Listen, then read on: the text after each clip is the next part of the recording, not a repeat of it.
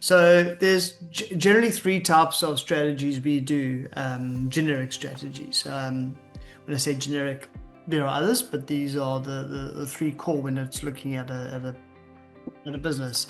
You've got your scorecard strategy, your transformation strategy, and then your organizational transformation strategy.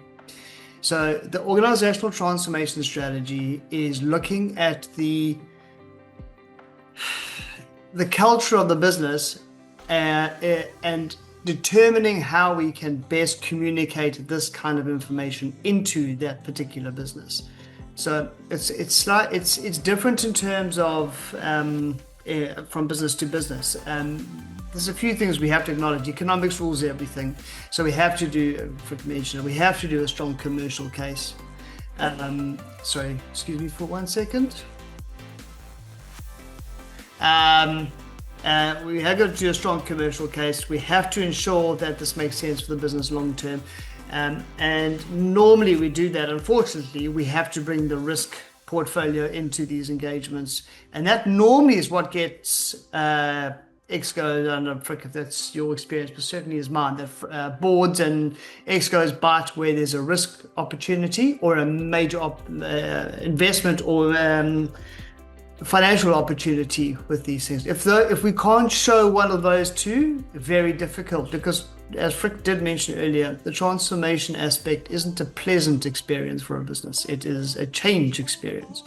And that is, you really got to be at the right point. We had a very large business, I'm talking 10, 15 years ago, where we went in quite a segmented business. Everybody knows who this business is. I won't mention their name. And we went in at group level, but in every business unit, the MDs in each business unit had different culture within that business. And we tried to implement these kinds of changes throughout the business.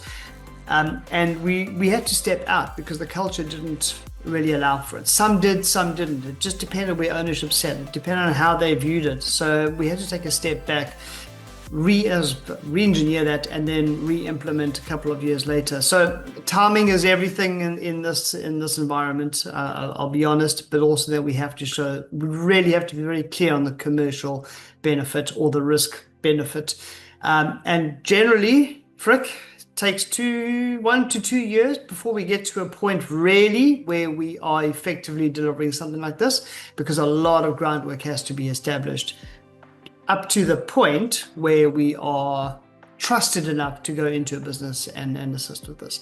I don't know, Frick, if you agree with, but that's just my experience on the human capital and on the supply chain side, because obviously we do this on both sides of the table.